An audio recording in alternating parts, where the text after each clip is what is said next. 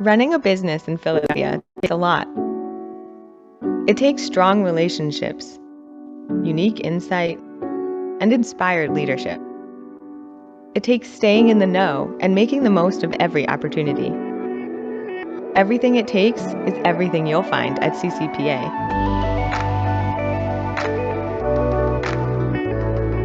A resource for business support, a chance to hear from experts in their field, and get up close and personal with city leaders. An insider's guide to what's happening and what's next in Philadelphia.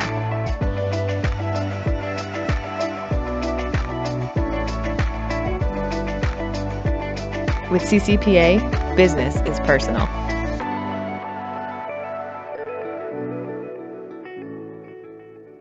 Hello, everyone, and good afternoon. It's so great to watch that video because it reminds us all what it was like when we all met in person. So hopefully that's all happening soon for everyone. I'm Suzette Munley, the president of CCPA. I hope everyone's enjoying the summer so far and that you're trying to stay cool in this heat. It's a little brutal out there today. So to tell you a little bit about us, CCPA is an intimate and diverse group of business owners, executives, and managers looking to build relationships and offer each other meaningful resources. We take pride in bringing you unparalleled access to speakers, decision makers, and leaders who are shaping Center City. We keep our members and guests informed about the business challenges and opportunities in Philadelphia. So let's take a minute and touch on the benefits of becoming a member, a sponsor, or collaborating with CCPA. We think it is easiest to remember as being Center City Smart. We have signature events where you get the inside scoop on development, sustainability, exceptional women leaders, and the city's movers and shakers.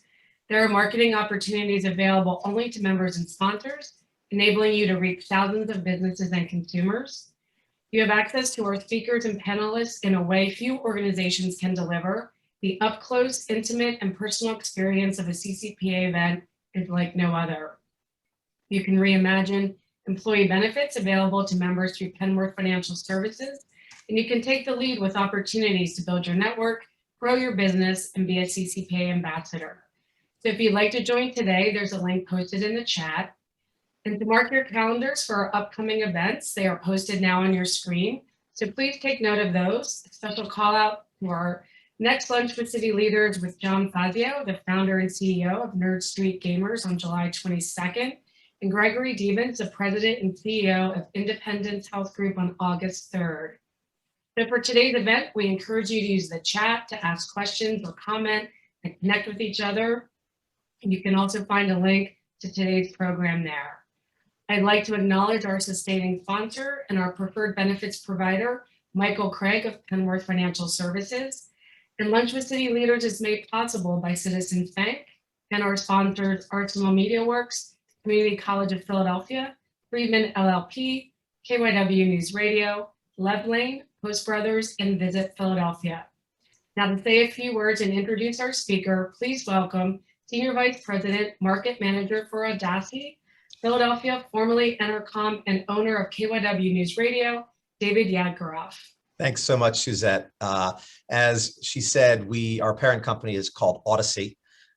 Formerly it was Entercom, formerly it was CBS Radio, and we rebranded about 60 days ago to the name Audacy, which is a new name and a new brand that will define through our activities today and moving forward. You know us by our 6 high-profile radio stations, but we're also a podcast, data and analytics, digital content, et cetera, company, producing more podcast titles in the top 100 list every month than any other publisher. And our partnership here is with KYW News Radio, which we're very proud of our relationship here.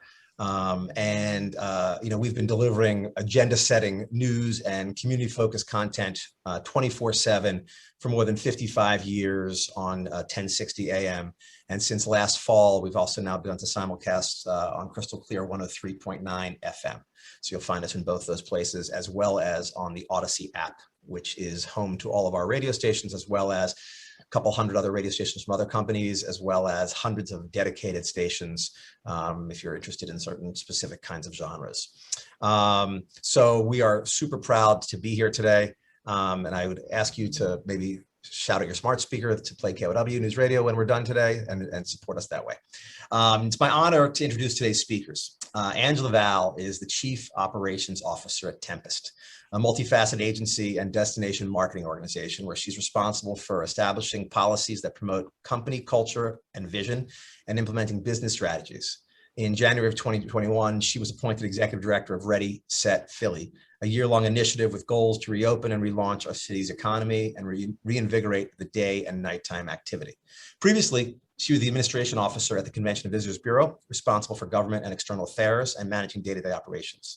She served as the Deputy Executive Director of the Philadelphia 2016 Host Committee for the 2016 DNC, and was also a member of the award-winning Visit Philadelphia team for 16 years. She serves on the board of the Center City District, the Center City District Foundation, the Pennsylvania Horticultural Society, Independence Visitor Center, Horizons Greater Philadelphia, and Greater Philadelphia Cultural Alliance. She's a true hospitality leader for our city.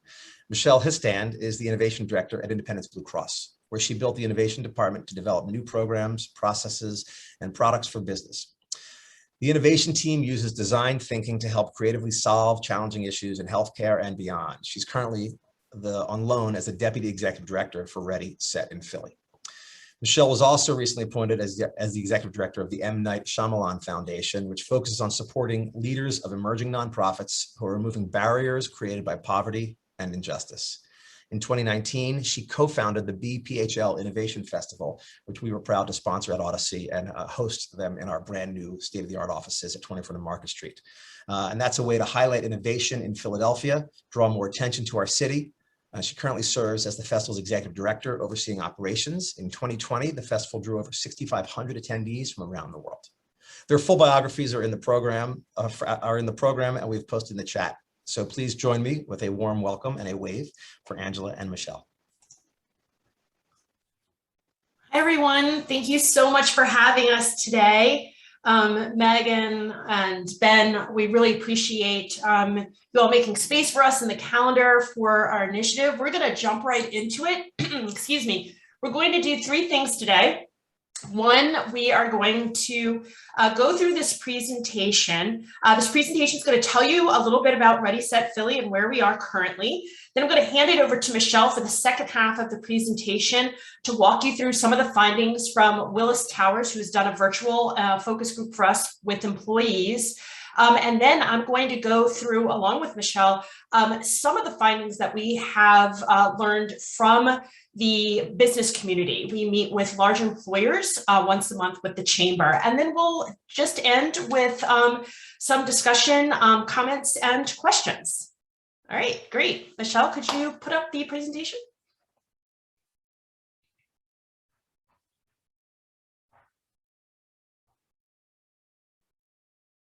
All right, can you guys see this? We're good. You can just hop to the next slide. Got it.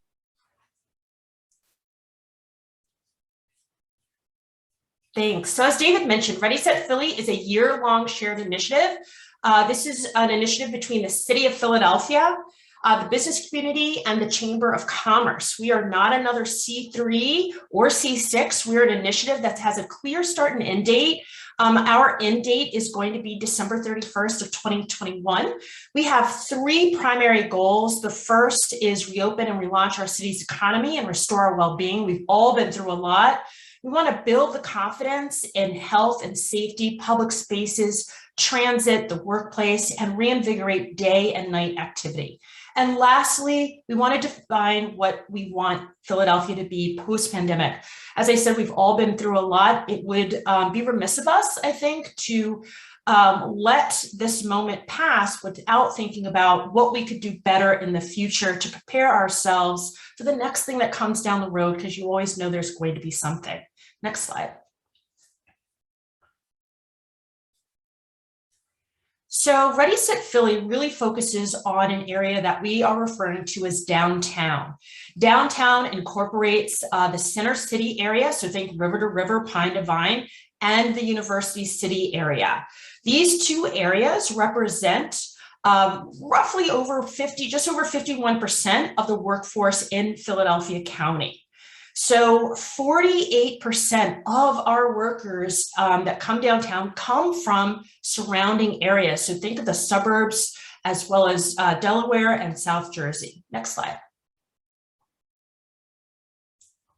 We have a huge task in front of us. We've been working on it roughly for about 6 months. I would say Michelle and I got tapped to run point and lead this initiative right around the holidays. So it definitely made that holiday vacation, as we usually say, far more interesting than anything else. So how are we going to get this done? So we've started out collaborating, engaging organizations, the city, our partners, and the chamber, so that we could start talking about building up the commerce in Philadelphia and getting people back to their workplace. We have facilitated with our partners to talk about what we can do together to create a roadmap that people can use so that they can plan their return. We want to motivate, empower people. This is kind of where we are right now, in between motivate and activate. Empower people with clear, consistent information about timelines, health and safety. Our first role was really to get a lot of the restrictions, the COVID restrictions, lifted as quickly as possible so that we could start opening back up. Activate, that's really what we're looking to do this summer and this fall as people start to slowly return. We'll get into that a little bit more detail later. I want to encourage businesses to reopen to their regular days. So if you were open 5 days before, we really want you to get back to that 5 days. We want for restaurants to not just serve dinner and takeout, but we want them to get back into doing the lunch and breakfast. And attract. This might be last, but in my opinion, it's the most important. We asked over 15 months ago for people to go home and stay home. So I think we really need to invite people back to Philadelphia and give them a reason why they should come. Next slide. So Ready, Set, Philly, as I said, kind of takes a village, and we have put that village together. We have an advisory council that's made up of about 21 stakeholders. They act as our board. Their primary focus is to give guidance on short and long-term goals, but also to help with fundraising. I'm just going to touch on the fundraising just a little bit. Fundraising primarily has come from the business community through donations. The Philadelphia Foundation is our fiscal sponsor, so that all of the money raised goes through them. And then they are able to work with us in paying the different vendors and pay for the marketing plan. We have gotten a little bit of money too from some foundations as well. We think our total budget, cash budget for this is around 1.5 million. We have a task force. This group is about 50 people. These are boots in the ground, the team on the field, sleeves rolled up. These are the people responsible for working with both me and Michelle to make sure that the plan that we have, our action plan as we like to call it, gets implemented, and that we are prioritizing the right things at the right time based upon the information we are receiving from employers, employees, and residents. And then the outreach committee. This is a huge committee. We refer to them as our town criers. Michelle and I, between the two of us, know a lot of people, but there are more and more people that we don't know. So we need other folks to help deliver our message and expand our networks. Next slide. I'm just going to pause here for a moment and let you read through who is on our advisory council. They again act as our board. We have 3 chairs, as we affectionately call them, the tri-chairs. It's Bill Hankowski, Sue Jacobson, who is the current president of the Chamber of Commerce, and Mike Rashid, who is the director, the commerce director for the city of Philadelphia. Next slide. I referred to the action plan just a few moments ago. Our action plan, let me tell you, if you could see it, it is a huge matrix divided up into 3 phases. And those phases you can see here on the screen on the right-hand side. The plan really provides an outline of what our directions and tactics will be over this next year. So phase 1, we just ended that in May, getting ready. We worked with the city to help amplify their vaccine message and also to help people remember a little bit about all the things they loved about Philadelphia and that you might be missing. We just started phase 2 in June, and this is when we want people to come back. We are asking people to keep those sweatpants at home, put on some real clothes, come downtown, put your toe in the water and try something. Go to dinner with some friends, maybe even go back to the office 1 day a week. And then phase 3, this is it, let's go. Most of us would have been vaccinated by then. We have really low cases. Most places would have opened back up, and we're feeling a little bit more confident about getting back out there. Next slide. Branding communications, one of my favorite parts of the presentation, but before we jump into it and show you what everything's going to look like, I want to pause here for a second. I'm not going to read this whole slide to you. There's a lot of information on it. I just want to give you an idea of the types of people that we are addressing in our campaign. So you will see here, we have commuting professionals. We talked about that before. There are a lot of folks that live outside of Philadelphia, and they have not been back downtown in 15 months. That's a really long time. And we want for people to feel that they're part of the city and to come back. So what do we have to do to get them to make that decision? These are a lot of folks that have, quite frankly, gotten a raise because they don't have to pay the wage tax anymore. They're comfortable at their home. They have lots of outdoor space, and their quality of life has probably improved a little bit for them. So they might be really hesitant. Then you have some folks that are new to the workforce, and these folks might be, I don't want to call them kids, but they're young adults that have come out of college and gotten their first job, and they were maybe furloughed or let go. They might have had to move home with mom and dad, and now there's some concern about whether or not they should come back to the city, and what does that mean for them? And then there are people like me and Michelle, diehard Philly. It would take a lot for us to leave. And I mean a lot for us to leave. We both live in South Philly. Our neighborhood has been our world for the last 15 months. We've been just really focused on these like 10 or 15 blocks. We could both use some time back downtown and in our office. So let's get into it. Let's go to the next slide. I know this slide is really crowded. We had a lot to show you. So we do have a website, it's readysetphilly.com. And on this site, you'll be able to find events, you'll be able to find resources for mental health, how you could put your office together to make sure that both your employees and your clients are safe. We also have some great information from SEPTA and PACO about how to ride public transportation safely. We cannot all park and drive back to work. It's going to be crazy. We also do a good news roundup. And this is a weekly social series giving good news about Philadelphia. And in this section, you will be able to find a lot of great stuff, not just about COVID things that are related, but anything about Philadelphia. We want for people to understand there's still some good things happening and there's momentum here. We're also on 3 social platforms, Instagram, Facebook, and Twitter. Next slide.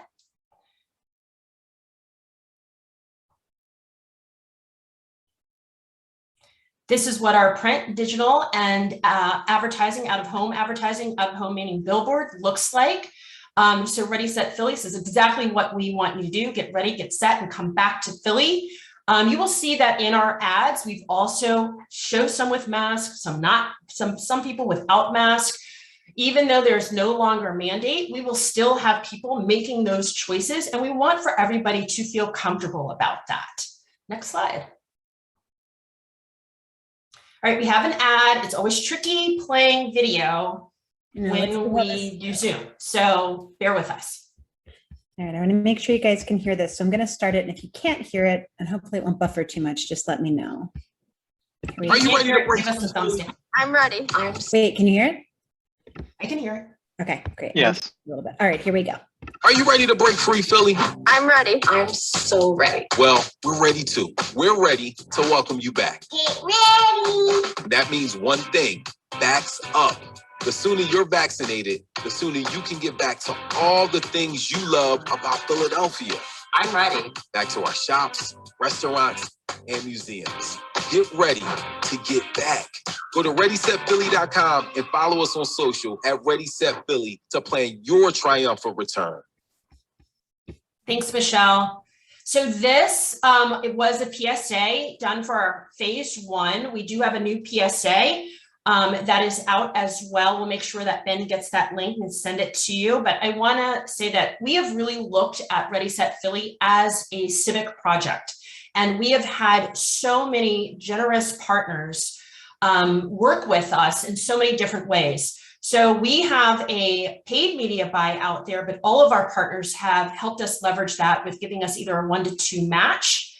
We have also gotten printing services donated to us. So this is really something that everybody knows has to happen. And I'm really proud to say that the first money into Ready Set came from Essential Utilities, which is a company outside of the city, but they understand the relationship that Philadelphia has with the suburbs. And we like to refer to Philadelphia as the heart of the region. I can't say I came up with that myself. That was Bill Henkowski, who's fantastic. As we say, Philadelphia is the heart of the region. We are going to take questions about that, but before we do, I'm going to hand it over to Michelle and have her walk you through some of the findings from our Willis Tower employee virtual survey. Thanks, Anne. So Angela talked about the action plan and talked about how we're thinking about and approaching this whole thing. So we knew that one of the really important things we needed to do was understand where people's heads are, right? So we are designing a return for employees. It was really important to hear from employees to know what they were thinking. We ran 2 virtual focus groups through Willis Towers Watson. These were really cool. So they're essentially, it's an online platform where up to 1,000 employees could log on. We pushed this out to employees across the city. So we had great participation, and it allowed us to ask a set of questions we had previously developed, and then also react to their responses and ask some follow-up questions. So this is a high-level snapshot of that data. We did these focus groups on May 20th and May 25th, respectively, and this is a snapshot in time. So in May, here's what the folks who took the focus groups were thinking. So we had over 700 people attend the 2 sessions. We asked them 22 questions. Some were poll questions, like a yes or no, or agree or disagree. Others were open-ended. And we asked some demographic questions at the beginning. So you can see the pie chart there of where folks came from. 41% of our respondents came from the suburbs of Philadelphia. 32% were here in Center City and the surrounding neighborhoods. 10% are in the Northeast, and then 17% were classified as other. We didn't ask specific companies. We wanted to keep all of this data pretty anonymous so people were willing to share and felt comfortable sharing, but we did ask industries. So you can see on the right there, we had a lot of folks coming from healthcare, finance, and insurance, and then kind of down the line. When it came to age, we had a really good spread across generations, so very, very even divide there. Most of the folks who attended the focus groups did indicate that they were vaccinated. We asked that as one of our kind of demographic questions up front. So 80% were fully vaccinated. You can see the breakdown of race and ethnicity who responded, gender, and we had almost half and half, with a little bit more saying they did not have responsibilities for caring for others at home, which we thought might be interesting to understand as people are thinking about their return. So a couple of big questions we wanted to point out to you and some of the results here. We asked people about their current work situation, and 87% of respondents were still working from home full time, with some people being back in the office. And again, this was in May, so I think this has continued to change. As Angela said, we know that some people are going back into the office over the summer. So in May, most people were still working from home. We asked what they missed about being in the workplace, and the biggest response there was, we miss being together. We miss coworkers, we miss having in-person interaction, and that was across both of the 2 groups that we surveyed. From a productivity standpoint, people do feel like they're being more productive at home. What's been a benefit of working remotely was something that we asked, and we heard lack of commute. People love that they're not commuting. They have more time at home, they have more work-life balance, and more productivity. We asked how people feel about returning to the city, because as Angela said, we know that a lot of people who are not in the city already have not come back in 15 months. So we asked if people feel safe coming into the city, and 40% disagreed with that statement. So 40% are telling us they don't feel safe coming into the city. Underneath of that, you can see that based on neighborhood, that changes, right? So more people who, of course, live in the city and the neighborhoods are feeling safe, whereas when you look at the suburbs in Northeast Philly, people aren't feeling quite as safe coming into the city. You can see a couple of quotes we pulled there on the right. So the top concerns were around COVID and cleanliness, taking public transit, crime uptick, so people are perceiving that there's been an uptick in crime, vaccines, and overall safety. So again, you can see a couple of quotes there that were pulled out of that data. And this really helps inform us as we think about our action plan and where we need to focus first, right? That's why we did these focus groups. We asked people if they were comfortable returning to the workplace. So 58% disagreed that they were comfortable returning to the workplace. And the workplace concerns were more about COVID concerns and being exposed, right? So not sure who else is vaccinated, being in close proximity with others, being exposed to COVID. Again, these were May. So all of these are a snapshot in time. We understand that, but just helpful to point us in the direction of how we have to focus our messaging and what we have to think about. Most people are preferring a hybrid schedule and a return to work. So 43%, they don't anticipate or want to go back on a regular basis. A combined 54% want that hybrid schedule. I want to come in, one time a week, a couple of times a week. 2% want to come back in every day. And then when we asked what people are, hoping their employers will do to help support a return, the biggest feedback was hybrid schedule. Most folks are not looking to come back into the office 5 days a week. So those were the high level. Of course, there were other questions we asked, but we felt like those were the most important things to hit on, just kind of where people stood and where their minds were. And again, that helps us think about, okay, so if safety is a primary concern, we know that we have to bump that to the top of our action plan, right? If taking public transit is a concern, we're doing a lot with SEPTA around what SEPTA is doing to make public transit more appealing. They're doing a ton of cleaning, they're doing a ton of safety measures. So we're really promoting that because we know that that's a concern for folks. I'm going to turn it back over to Angela to talk about the large employer meeting that we recently had, and then we'll do some questions. Ange, I'm going to stop sharing here because there's no slides for this. Okay, thanks, Michelle. You got it. All right, and chime in, Michelle, if I've missed anything. So Michelle and I have the opportunity to work with one of our partners, which is the Chamber of Commerce. And the Chamber of Commerce has put together a monthly employer meeting where Michelle and I can just sit down and ask them a bunch of questions. And they give us the real answers as long as we don't share exactly what company said that answer. So what we'll do today is just give you a summary of what we've heard back from them. And of course, that's changed over time. We've been meeting with them probably since February. We've also, over that time, met with them in small focus groups of about 3 to 4 companies at a time, so we could dig a little deeper. This is what we've found. So Michelle just went through for what employees were thinking. This is what the employer is thinking. So off the bat, most employers are not going to be bringing their folks back in a significant way, and significant meaning you can feel it in the city. You can see all the people on the street until September. September 7th seems to be this magical date. So everybody wants to give folks time to get vaccinated. They want to give their employees a chance to breathe.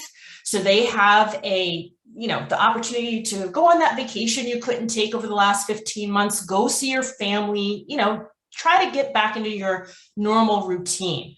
Now, once the restrictions got lifted, we did have some employers that said, we're going to let people start coming back over the summer on a voluntary capacity. So if you, like me and Michelle, could use a couple days here and there in the office and you'd like to come in, they have made that possible so that we do have some folks that are in. And you could probably say right now that building occupancy downtown is somewhere between about 25% right now. And most of that time that you're seeing people is at Tuesdays and Thursdays. So also remember, this is summertime in Philly, and we like to have those extended weekends so we can go down the shore.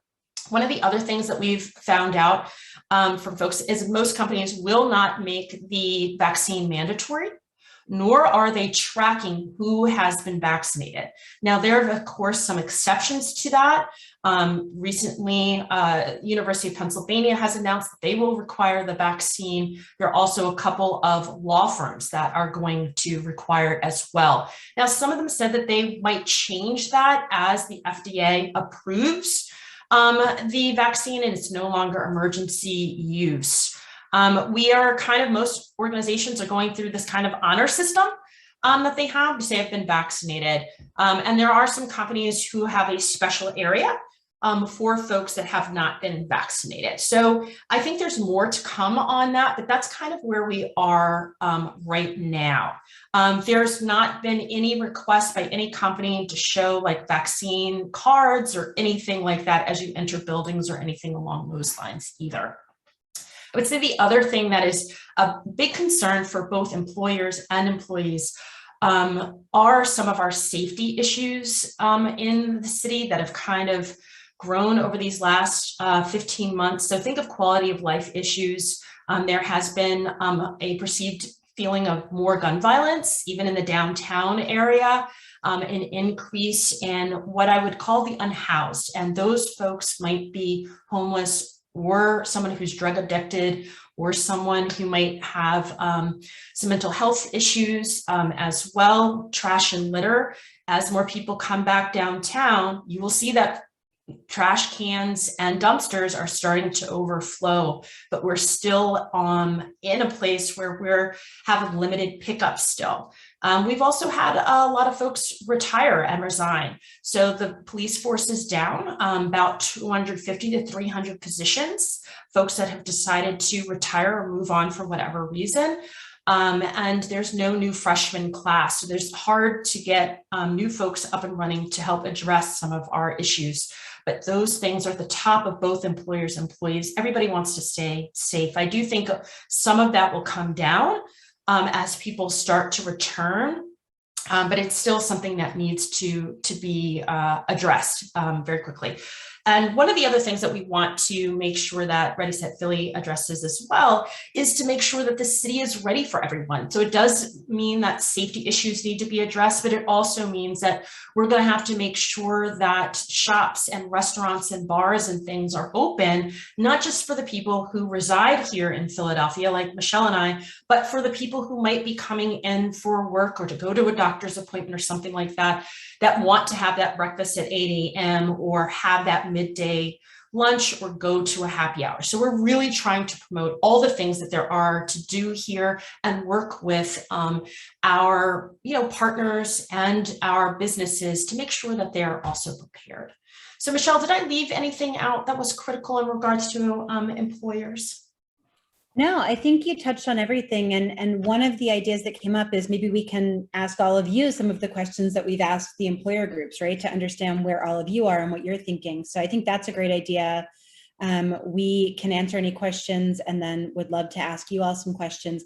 And I started to address in the chat some questions that have been coming up. I think one of the things we can expound on a little bit is what we're doing with SEPTA. So I don't know if you want to take that, if you want to talk more about that. Yeah, so SEPTA, when we're talking about quality of life, SEPTA and transportation has been number one in that. And I think during the colder months, and this happens all the time, I don't want for everyone to think that, oh, this has happened because of COVID. I think what COVID did is shine a light on it and probably make room for it. But during the colder months, we had a lot of our unhoused, our homeless population go into SEPTA, as they normally do. It is warmer down there. And during that time, all the things that you do at your home privately happen in that station. So there has been a lot of work over the last 4 or 5 months to clean it up, to make sure that those folks who didn't have a place to go have now gotten the services they need. And that's different for everyone. That's why it takes more time, because we just don't want them to cycle back in. Leslie Richards, who is the general manager for SEPTA, has also hired an additional 60 security officers. These folks are going to be on the concourse as well as on the SEPTA platforms as well, to make sure that there is, there's safety for the folks that are coming back. They're also going to be updating the stations. They just did Fifth Street. They're also going to be making some updates and cleaning up, I believe, Jefferson Station and the station near 13th. And so there's a lot of things that they are working on. We also have a proposal that will be going into the city to ask for financial support to help augment some of the teams that are security officers for both Center City District and UCD for the months of August, September, and October. So there are a lot of good things happening in those areas. SEPTA too has done a 3-day pass to address people who are not going to be working 5 days a week. So now you can do a 3-day weekly pass. We also, they have also implemented free transfers for folks in between trains or buses. Also, children under the age can ride free as long as they are with a paying adult. And there is a program with both PATCO and SEPTA that will allow for free coffee on Tuesdays and Wednesdays in partnership with Dunkin' Donuts. SEPTA is also going to make sure that all of their parking lots in the suburban areas do not charge parking for the months of September and October. That will also include those parking areas in what I call the suburbs of Philadelphia, the Mount Airy, Chestnut Hill area as well. Are there any other questions? So we've been having, I guess, some questions and a lot of comments in chat, but I picked out two. So I'll just read those. Were you surprised that 80% of respondents are fully vaccinated and also worried about safety? Is it a lack of trust and effectiveness of the vaccine? It is physical safety. 9 times out of 10. Most folks that have the vaccine are feeling pretty confident, right? This is about as good as it's going to get right now. But safety, when we're referring to safety, we're talking about physical safety. I think too, I'll add to that. I think what we heard in terms of COVID concerns in the office, I think that was more in relation to folks that aren't vaccinated. So even if I'm vaccinated, I'm paraphrasing, this is the royal me, right? But even if I'm vaccinated, I might be in the office and in close proximity to others who aren't. Can I then pick something up and bring it home to my 11-year-old who's not vaccinated? So I think that was where the COVID in the office concerns were more coming in, even for folks who are vaccinated. Okay, and then there was a question, can you talk about the labor availability issues within the hospitality and tourism industries, given their criticality to the center city economy? Yeah, I mean, we're struggling with that. It's not just hospitality, I'm going to be honest with you. It is definitely, you see it in the hospitality industry. They're experiencing it for SEPTA. They're experiencing it at the airport. They're experiencing it in the police department, in different city departments as well, in the streets department. So it is something that is probably not going to play itself out. We don't have an answer for it until the end of the year at some time, maybe even into 22. But I don't want to just do a blanket statement and say, you know, everybody's just, you know, living off of whatever unemployment. There are other issues to address here too. Some of them being childcare.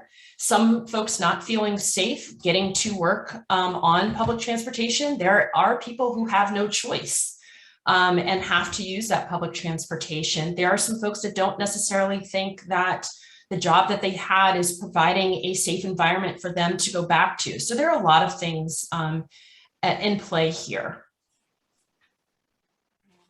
One of the things we talked about, I chatted this, one of the things we talked about is we have a colleges and universities committee on our task force, making sure that we can connect the restaurants at least with them, because we've heard from some of the restaurants that that's a primary source of their labor, our college students who of course haven't been here. So that's something that we'll look to help facilitate. So that's all the questions I saw in the chat. We do have some of our best members here today. So if anybody wants to unmute or raise a hand and ask a question, we could do that. And then of course, I'm curious as to some of the questions that you asked the companies and people's response, what they might be here. Sure, we can ask those questions. Are there any questions first that we can answer for you all? I don't have a question. It's just a comment. Can you hear me? Yes. Yeah, okay, good. Okay, good. So it's my first day in the office. And so I have headphones in, and so I didn't know if you could hear me or not. Like, it's all those weird, awkward things. But I took the train in from Cornwalls Heights, so I took the Trenton line, and things were smooth. The car was probably a third full for those regular SEPTA riders. So I just wanted to add, I'm thrilled to be back. I was at home with kids ever since March 12th, 2020. So keep going with it. We're happy to support. Thank you. I don't see any kids running behind you either. Congrats on escaping the children. Ben has seen them many a time.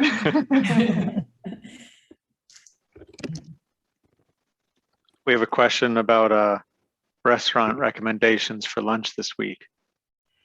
But I can just say I was depends on in. where you are in the city. I'm going to be honest for it. You know, So right now, if you're in the downtown core area, you will definitely still, you will be able to see that Marathon is open, just about everything on 18th. So the park, I think, never closed. I think park survives everything at the end. The Love is open. You have Hip City Veg is open. There are a lot of folks on 13th Street that are also open, but those are your big restaurant corridors where you also get a lot of foot traffic. As you go out from the corridor, that's going to start to get really hard. And most of those folks aren't open until maybe about 4 o'clock. You'll see those folks open up probably in the fall. Do you have any involvement, or will Ready Set Philly be promoting the outdoor dining, the closed streets, continuous use of that? So we are promoting that. We do not, I would say, actively champion any legislation for it. We are an initiative that will end at the end of the year. So we're very careful of pushing something that will last far past us. We do supply those folks who are championing certain legislation, the information that we have received from our focus groups and surveys.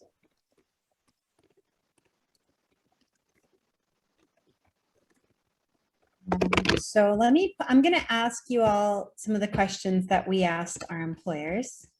We would love to hear from all of you, anything you're comfortable sharing. And as Angela referenced, we keep it confidential. We sanitize the data. It's really just helpful to know, as we're talking to restaurants, as we're talking to retailers, to be able to say, we know X number of businesses are coming back on September 7th, or we know that, over the summer, it's going to be voluntary and start to pick up. That's really helpful. So some of the things we asked, first and foremost, is what is your return date? And, is that something that's phased? Is it voluntary for now? What does that look like, right? So we would love, you can unmute and share, or you can drop it in the chat, tell us where you're coming from, and we would love to hear from you. Thoughts? Speakers? It's Carol DeFries from Community College of Philadelphia. We'll start phasing in staff to return August 15th on a regular basis, at least 2 days a week. Students will return to our campus. I think we're expecting about 50 to 70% utilization back on our campus in the fall. Thanks, Carol. I'm just going to get the door. So we are actually going to partner with the Pyramid Club on August 11th to try one of our first in-person networking events. Great. It's their event, but that's our attempt to bring you all in and see how that goes. And then at this point, we're scheduling our first Women Changing the City series event for September 14th, which is scheduled to be at Rivers Casino.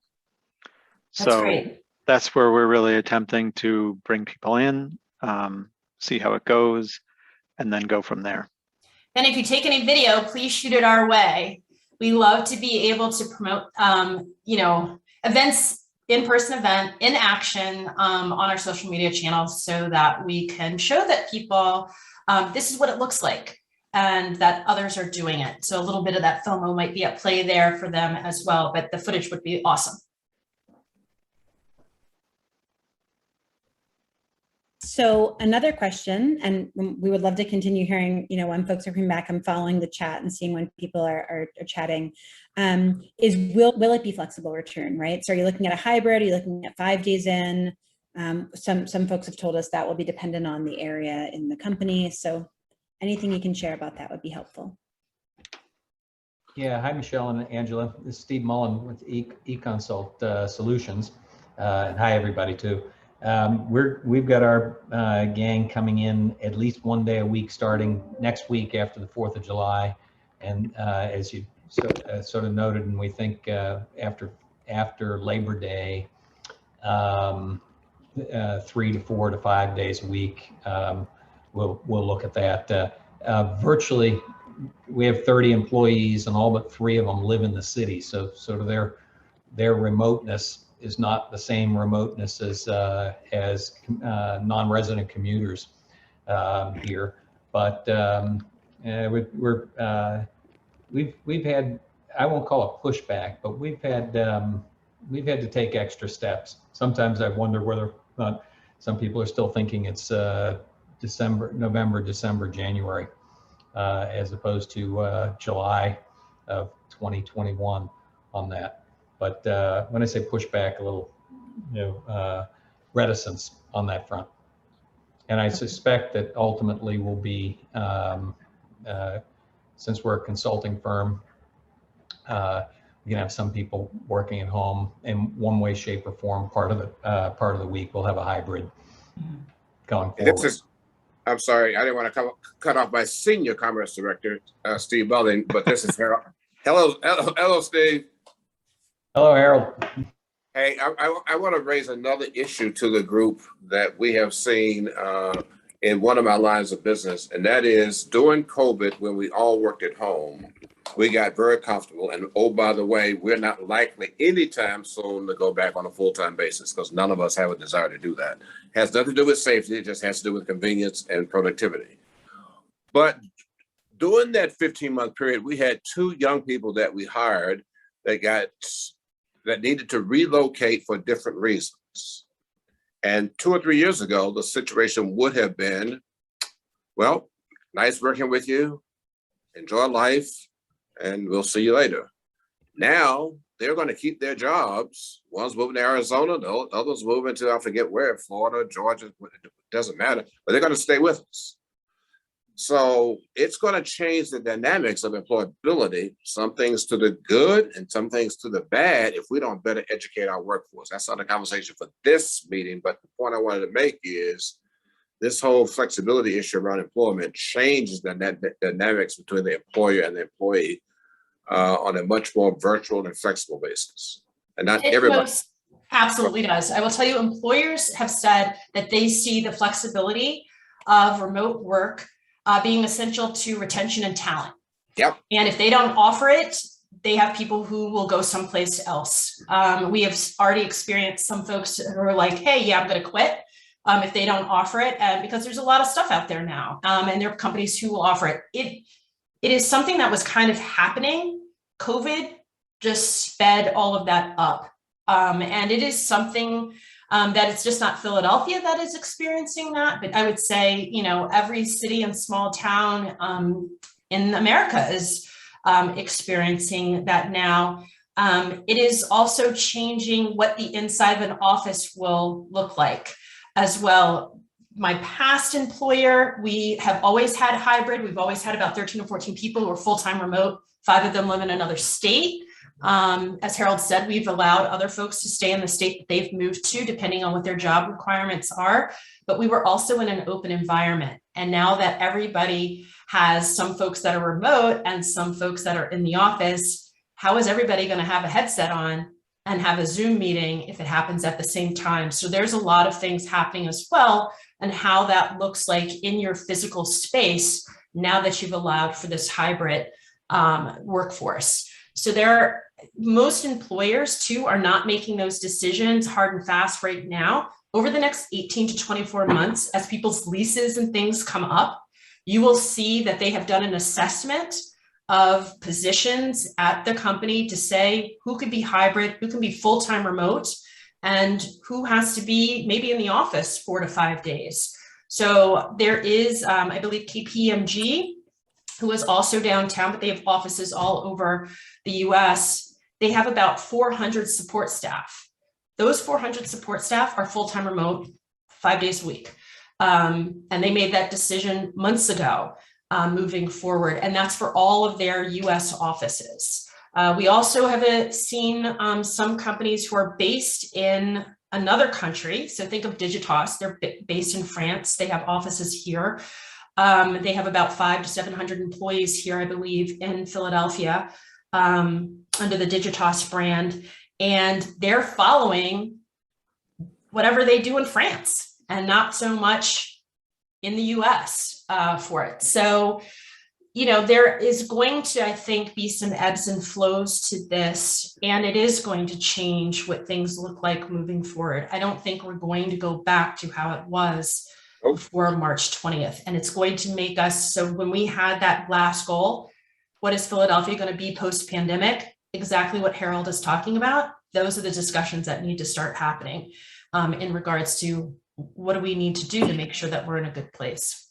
Well, Angela, I think you and Michelle and this effort is a really good one. It's here. It's sort of like a moral cheerleading type story, because I think all of these micro decisions that are very funky and in time and everything are going to come very close to crushing Philadelphia's economy and harming the very people we all say we're trying to help here. With 100,000 or more fewer people in Philadelphia, I don't care how many grants our friends in the Commerce Department can pass out.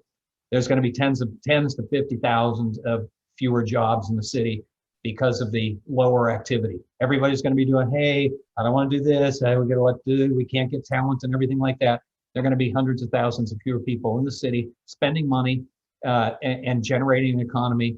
And then when we talk about neighborhood businesses and things like that, we can give them all the quote unquote access to capital they want here. But what they need really are customers, and customers, when you're out there, need to have incomes.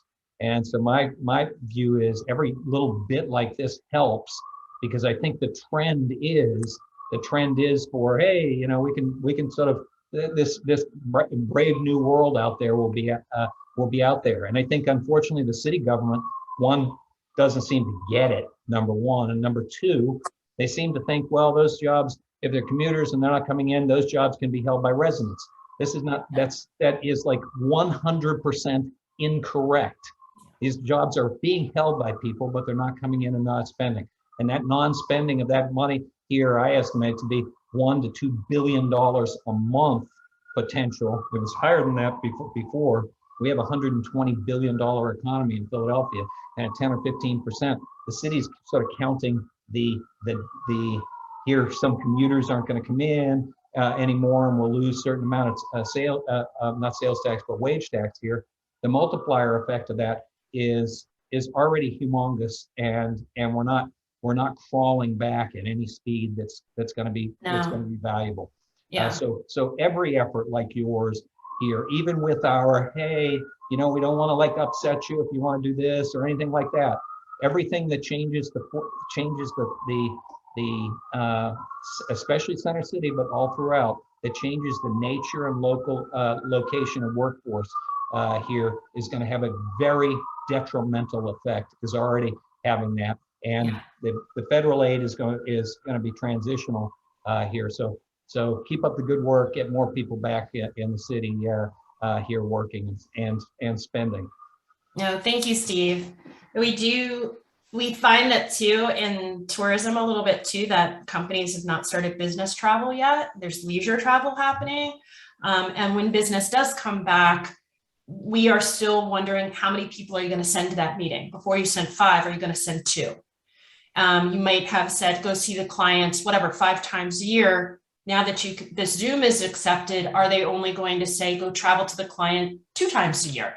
So there is this other economy too, by the people who don't live here, that come here and spend their money and contribute to our tax base as well, and then go home for it. We love those folks. But there is that concern over top of the residents and the regional residents that work and live in this area. Do you think Philadelphia will benefit from any of this for this opposite reason, that you don't have to go work in New York now? You can stay here and live in great Center City and just work virtually for a New York company or a Detroit company.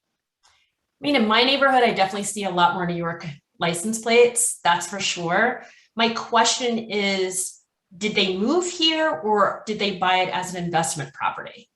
And that is hard for me to figure out right now for it. So I don't know. I don't know, Steve, if you have some insight into that, but there are definitely a lot of people not from this area who have moved in over this last year. Compared to when I was back when I was Harold's age and commerce director in the last century, I mean, nobody basically wanted to live in Philadelphia if you had a choice. And I know somebody who did, but our population continued to decline in the 1990s by 75,000 here. And now you do have people who want to live in Philadelphia, and in spite of the wage tax, and they'll commute outside and everything like that. So I think that world that will be helpful to us, that it's an attractive place for especially younger people to live, even if they're and frankly, if they're not traveling out, if they're working from home and working for Vanguard out, I don't know where Vanguard is now, probably close to Pittsburgh. They keep further west here, but they want to take their they work at home here. That's sort of a mini plus for Philadelphia that we hadn't seen in a half a century. And